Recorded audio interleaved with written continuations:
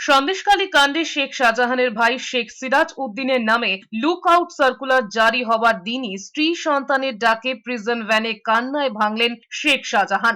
বসিরহাট আদালতে প্রিজন ভ্যানে বসে মেয়ের আব্বা ডাক এবং স্ত্রীর কান্না দেখে চোখের জল ধরে রাখতে পারেননি সন্দেশখালীর এক সময়ের বাদশা।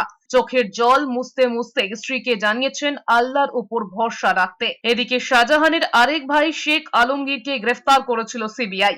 রবিবার রাতে তাকে গ্রেফতার করে ইডিও। গ্রেফতার করা হয়েছে শেখ শাহজাহানের দুই শাগরেদ শিবু প্রসাদ হাজরা এবং দিদার বক্স মোল্লাকেও। এরই মধ্যে শাহজাহানের ভাই শেখ সিরাজ উদ্দিনের ছবি দেশের সব বিমানবন্দরে পাঠানো হয়েছে। ইডির দাবি গ্রেফতারি এড়াতে দেশ ছাড়তে পারেন শেখ সিরাজ।